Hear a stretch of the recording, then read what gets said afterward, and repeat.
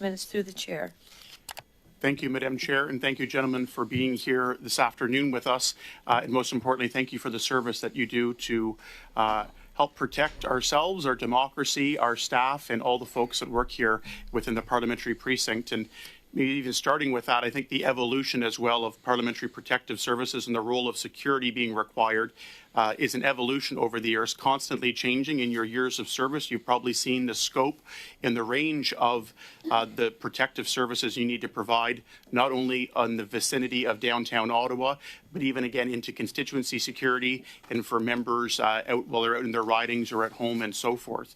Mr. Reddy, if I can maybe have you talk about that evolution and you talk about your detailed experience there, how has that evolved in recent years? And maybe as part of that as well, the staffing complement and the size of the team required to provide those services that you do both here and in the broad mandate that you have to assist and protect us. So let me answer that wearing two hats. So, of course, as a member of the RCMP and having worked extensively on the protective side with the Prime Minister's detail, with the VIP units, with the Governor General's details, and having been involved in putting together several major events, and as well as in my current role as director here. So I can say, and I think unless you lived under a rock, we can say that the evolution and the polarization of the population has grown significantly. So clearly, you know, that people are right or left, or call it what you will, has always existed, but now the temperature has changed. So that has had a significant impact on security, and so how do we do that? And how do we do that in a way that provides the people that we serve, and for that matter, the general public? How do we do that where we find a balance, right? So the jobs that our parliamentarians do, clearly beyond the actual work that they do every day, they represent something. They represent, you know, of course, everything, the Canadian values, democracy, and all of that. But how do we provide an adequate security posture that is commensurate to the threat while leaving an impression that, or more than an impression, the fact that of the proximity of the public to our parliamentarians? So I wish I could say there was an easy answer to that. There is no easy answer to that. In fact, we struggle with that on a regular basis. How do we do that? And as we're building the LTV, in the LTVP context of building the new Parliament Centre Block and all the projects, how do we find that balance of security, using modern technology, because technology is evolving greatly, and making sure it doesn't look like a police state, right? We don't want to replicate that. We see that happening in other places in the planet, and that's not what Canadians want, and it's not what this place represents. So we're constantly struggling. I wish there was an easy answer to that. All we can do is try to stay on top of the threats. I think all police departments, law enforcement, RCMP, us inside here, the Sergeant at Arms, we've all increased our intel capacity to try to get ahead of the threat, to try to cut to make the difference between what's an actual threat and what is a perceived threat.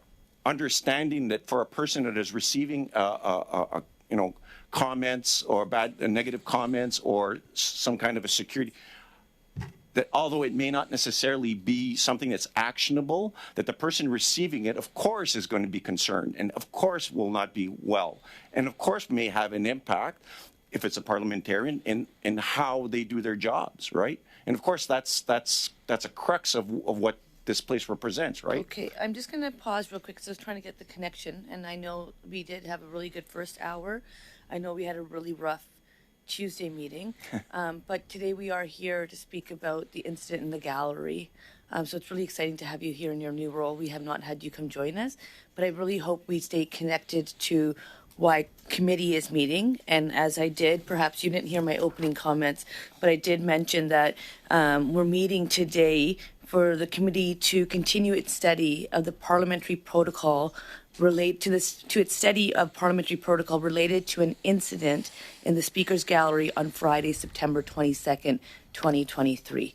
So I would just hope we can stay, Mr. Duncan, colleagues, connected to why we are here so that the analysts can do their good job to be able to provide us something that we can report back to the House. C'est bien compris, Madam Chair, and I'm just I understand that, Madam Chair. more than happy to meet with the committee separately on this issue or individually to talk about this. I can talk about it all day long. It feels like that's excellent. Mr. Duncan, back to you on the study.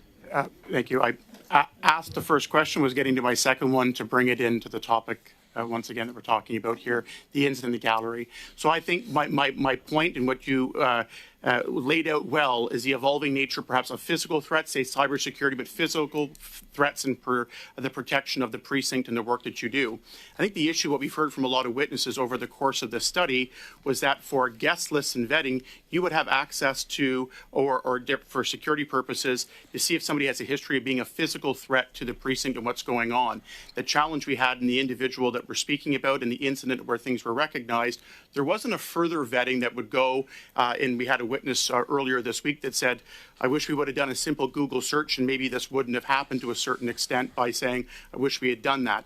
My question to this point is your capacity and ability to deal with that. I think we've narrowed down that PPS does not do an online search of individuals for what the issue that happened here. It's more of the physical nature, the physical threat that members of the precinct have. So I'm going to ask you to speak about the capacity. You do not have the capacity, I believe, within existing resources to go and do that extra layer. But just to talk about, again, I think to confirm that perhaps, and whether you would be best suited to be the ones to handle that. So we clearly don't. Well, first of all, it's not our mandate to do it. As you mentioned, our mandate is clearly physical security. So we'll receive the information, the guest lists, and things that the names of the individuals that have that will be given access to the precinct. But other than that, I mean, whether we have a capacity to answer your specific question. Clearly, we don't have a capacity for a significant list, but again, we're not built for that. So, I mean, doing those searches, as you mentioned, we have an intel unit that could definitely do that, but we would respectfully return that to the individual, to the units that are responsible for that for here. Thank you. Mr. Dugan?